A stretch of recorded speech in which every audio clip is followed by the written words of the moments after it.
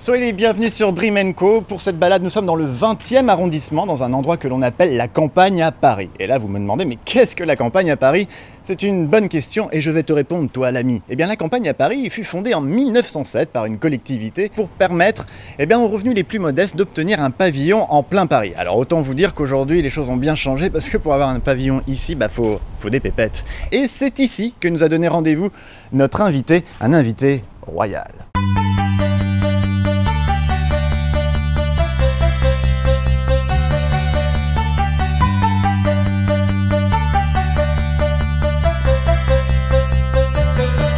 Bienvenue, merci de nous avoir emmenés ici, donc à la campagne à Paris. Pourquoi nous avoir emmenés ici? En fait, je t'ai amené ici parce que c'est sûrement ici que j'aurai une maison plus tard, quand j'aurai fait 1 million de vues sur tous mes clips. C'est pas encore le cas, mais ça va venir. En chanteur d'amour, il y a eu Jacques Brel avec Ne me quitte pas, et puis cet été, nous avons eu toi, Queen Mimosa avec Petit Chat. C'est vrai. Plus de 100 000 vues. En été. En un été. Quelques mois. Alors, si vous n'étiez pas là et que vous vous demandez, mais c'est quoi Petit Chat? Regardez. Même si je l'affiche, et rien que pour toi, je serai ton petit chat. Dans la vie, je voudrais être un petit chat blanc et gris pour que tu ne résistes pas. Dans la vie, je voudrais être un petit chat. Chaque nuit, je m'endormirai contre toi. Quand tu étais petit gamin, qui t'écoutait comme ça? Qui t'a donné envie de te mettre à la chanson, par exemple? En français, il y a Niagara, Étienne Dao, Lio... Ouais, toute cette pop voilà, française. Toute la pop vraiment française. En fait, un truc que j'adore vraiment dans les années 80 françaises, c'est ce côté où il y a les paroles qui sont... Quand tu les écoutes, tu as l'impression d'écouter un truc assez stupide. Et en fait, quand tu te plonges dedans et que tu fais attention à ce que racontent vraiment les paroles, au-delà du côté un peu superficiel des premières phrases, il y a un fond. Et c'est ce que j'ai essayé de faire notamment avec Petit Chat, qui a l'air d'être une chanson assez bébête, en mode hey, je suis un petit chat, c'est mignon. Alors que dans le fond, ça parle de quelque chose de beaucoup plus personnel. Oui, voilà, clairement. Triste parce que t'es très très amoureux, mine de rien. Tu t'en es rendu compte? Mais évidemment. Mais alors, je suis très content que tu te sois rendu compte parce que je pense qu'il y a très peu de gens qui ont vraiment compris les paroles de Petit Chat. Mais voilà, mais je me suis pas arrêté qu'au Petit Chat, j'ai creusé quand même. Tu es quelqu'un de bien. Merci.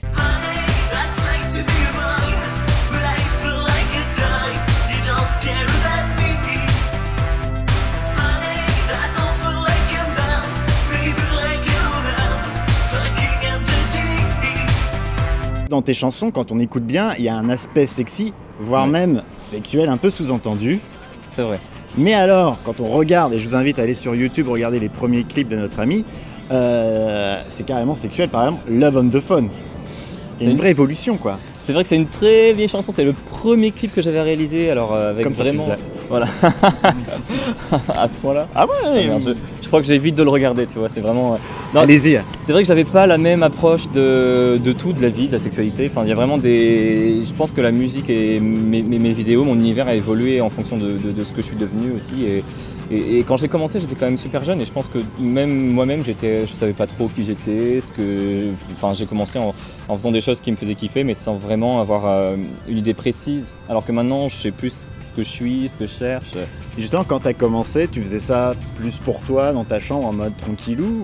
Au début, non, c'était pas vraiment quelque chose de personnel. Je crois que ce qui m'a donné envie en fait de diffuser mon travail, c'est qu'une fois j'étais à un concert au Pulp. Alors je sais pas si tu as connu le Pulp. Mais c'est une boîte lesbien. Voilà, c'est ça. C'est ça. Hein. Qui a fermé. C'était une super boîte et qui a fermé. Je crois juste quand je suis arrivé à Paris, donc ça a dû fermer entre 2005 et 2007. Ouais. Et j'avais vu un concert d'une meuf du label de Chicken Speed qui avait fait un live.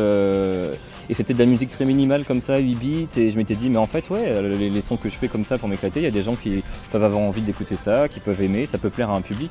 Alors qu'au début c'est vrai que avant d'avoir vu ça, j'étais plus dans quelque chose d'un peu plus personnel et je faisais la musique pour faire écouter à mes potes.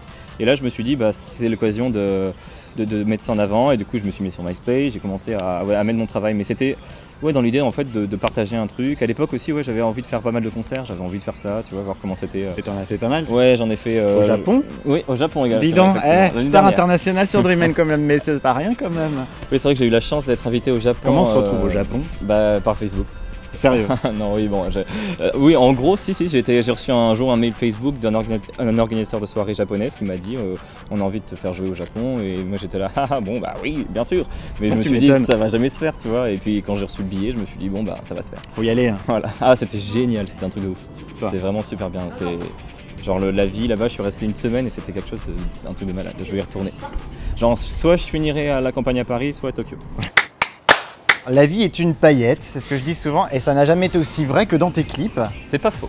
Non mais il y a un vrai esthétisme dans tes clips. Comment tu les imagines, comment tu les fabriques? Alors en fait c'est vrai que ça c'est vraiment quelque chose qui me passionne, de faire la direction artistique et trouver le concept en fait de la vidéo, le visuel. Tu fais quasi tout, que ce soit costume, scénario. Voilà, je fais les choix, c'est-à-dire que je trouve les idées et les personnes ensuite m'apportent leur création. Moi je sais pas faire de vêtements, je sais pas maquiller, je sais pas coiffer, non quand même pas. Mais par contre voilà, je fais la direction. Après même pour la réalisation, je travaille, j'ai fait 2 clips notamment avec Adrien Touré qui a fait des super images, c'était le clip Ne m'embrasse pas et Androgyny.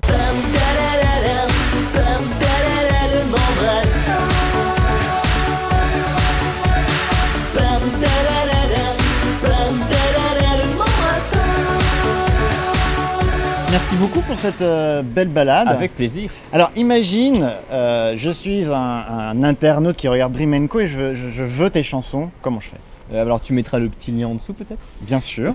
Sinon tu peux en fait les trouver sur n'importe quelle plateforme. Très bien. Et pour finir, Queen Mimosa, pour te remercier pour cette belle balade, je me suis réveillé ce matin avec une question en tête qui rend hommage à l'une de tes chansons. D'accord. Love on the Phone. Oh. Question. Oui.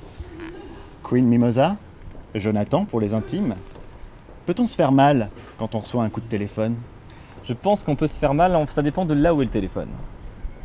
Ok, cassé. À bientôt. Salut, à bientôt.